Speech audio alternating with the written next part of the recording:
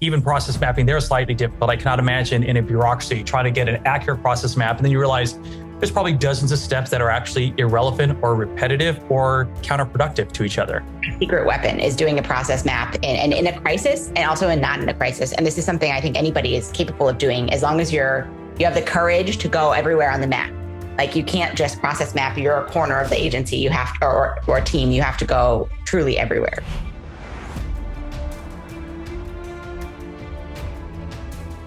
You threw out a word out there just now that I find fascinating. I saw it when I was looking at your current job, which is crisis engineering.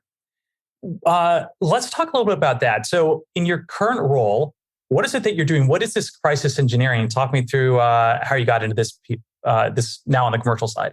Yeah. So I have 3 business partners and we have a firm called Layer Aleph. Aleph is the first Hebrew letter. So it sort of means the bottom, as in like you call us when you're really in a jam.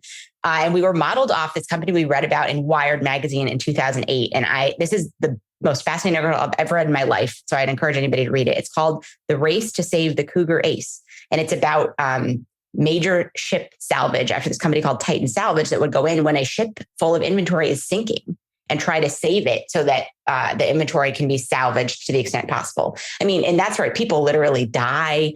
But our favorite part was when they predicted a few days ahead of time that on Tuesday at 10:36 a.m., they would fix this particular ship. And everybody was like, how can you possibly do? No.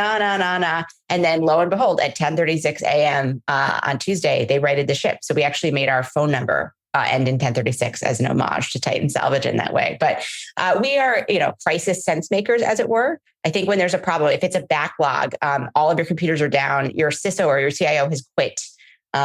You are maybe a private equity firm and you've just merged your 17th company and there's a lot of duct tape and spaghetti going on. And one of those pieces of duct tape and spaghetti just broke, but you're not sure which one. We can come in and help very, very rapidly make sense of it.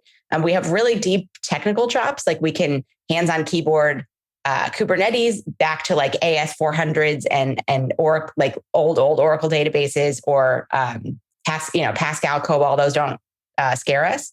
But also we have pretty good EQ. So we can work with leaders. Something we love to do that anybody can do really is hunt around in the organization for the person that we call our JED. A JED is an homage to a gentleman at the VA whose technical title was he was printer support, but he actually ran the entire Board of Veterans Appeals IT system, like coded it, customized it, did all the work. And so there's always a JED around. And so we often find the JED and help kind of lay out, here's how everything actually works, which is never written down on an org chart or documented in policy. Here's how you need it to work. Here's the delta of technical changes and then also the non-technical changes that you need to make. So we tend to have gigs that are 2-3 weeks, maybe pretty high intensity, and then we leave and people are better off. Okay, so let's talk then about the difference between crisis engineering and more traditional change management. So when you jump into these companies and you go there, you say, you've hit rock bottom. First step is to admit you have a problem.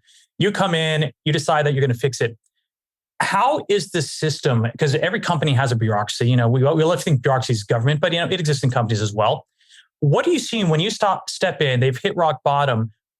Are you seeing people willing to change and willing to accept your help, or are you still seeing those the holdouts who think that it wasn't their fault, they didn't do anything wrong? And then what are these techniques? I know you have an entire book on techniques, but talk me through a little bit about what this looks like in crisis, and then we could talk a little in a minute about what this looks like in long-standing bureaucracies and change management.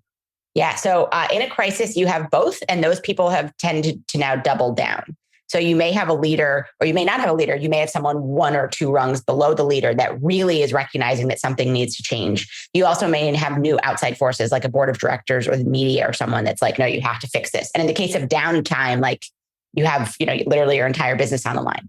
But people's risk and incentive frameworks, which is fundamentally fascinating to me and really the core to me of the book and bureaucracy hacking.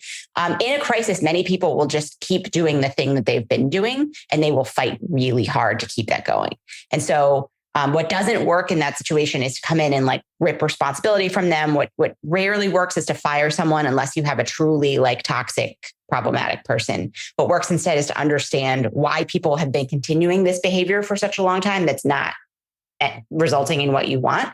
And what other levers in the system can you shift so that that becomes unsafe to that person? And what their new incentive is to actually change that behavior.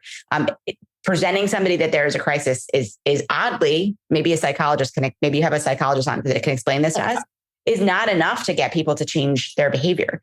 And I've seen this, back in calm times, like at the VA, anytime we had a crisis, the only response the VA knew how to do was mandatory overtime. We have a health care application backlog. We're going to apply mandatory overtime to it. We have a disability claims backlog. We're going to apply mandatory overtime to it. That was it doesn't seem like the best option. It costs you more money, but the same people that are working the problem are just now working the problem longer. It doesn't seem to actually really help. But you mentioned about firing. I'm actually surprised. I would assume that when you hit a crisis and things have gone completely wrong and people are kind of doubling down on their holdouts, I would almost think that the right approach is you have to fire them. You have to get them out of the way so you can get some fresh ideas or someone in who's willing to change.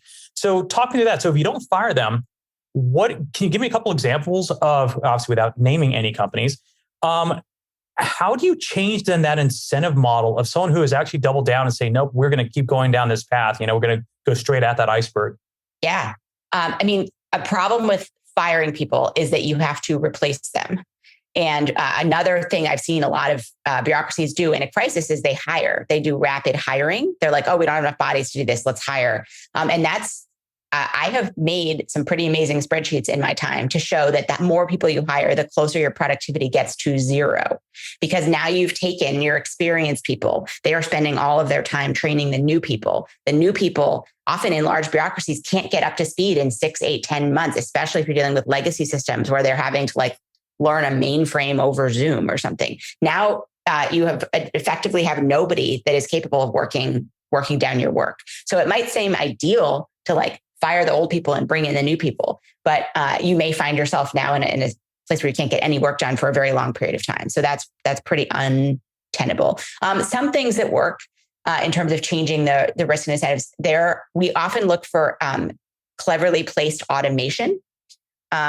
Identity verification is a space where this can be an opportunity where if you see people that are, which is rife with manual identity verification is just rife with racial and socioeconomic bias. And people, they don't think that they're doing that, right? They think that by manually reviewing people and manually deciding if you're a person or not, that they are helping, and they are actually deeply harming. And so we look for, partners out there that are NIST IAL2, AL2 compliant. So we lean into are there standards that we can point to that you aren't following? And now the new risk to these people is, oh my God, I'm not compliant with standards. That sounds scary. Let me become compliant. It can be automated away from people so that they are not, they can redirect to other work, and we have fully automated the work. It's the Pareto principle where you do a business journey map and a process map, and you figure out where are the one or two big pain points in your system and how might we automate that? How might we show data? This is a tactic we talk about a lot in the book, show the hard numbers.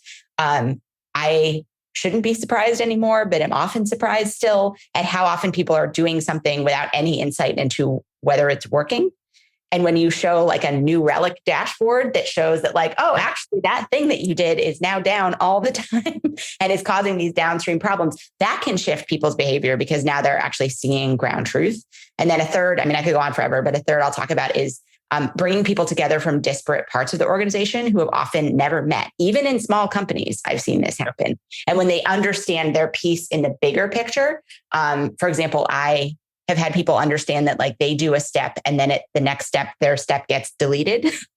They are now less incentivized to do their step because they understand kind of where it fits in the big picture. Oh, that's not even in a bureaucracy. We're in a startup, scaling startup, and getting people together. We have people who also work remote. The first time we see each other and they realize what the other person's working on and how that work process works. It's incredible to kind of see the light bulbs go off, especially when you start talking about process mapping in an organization. And again, a small startup like ours, even process mapping, they're slightly difficult. I cannot imagine in a bureaucracy trying to get an accurate process map. And then you realize there's probably dozens of steps that are actually irrelevant or repetitive or counterproductive to each other. So, yeah. So that's also a secret weapon is doing a process map and in a crisis and also not in a crisis. And this is something I think anybody is capable of doing as long as you have the courage to go everywhere on the map. Like you can't just process map your corner of the agency. You have to, or team, you have to go truly everywhere. Well, I think the process map in a crisis is fascinating because I think that's probably not people's first step. People in a crisis, they want to act. They also want to act first. It's not that they want to sit and think and map it out and get it a solution. And I think that's human nature. And so it's actually probably great at an organization like yours comes in from the outside and says, no, take a breath. Yeah. Right, and it could be a 2-day breath. I mean, I can process map real fast these days, but you have to, don't just hire, don't just fire, don't just, pause or double or whatever without some data and some practice and policy behind it.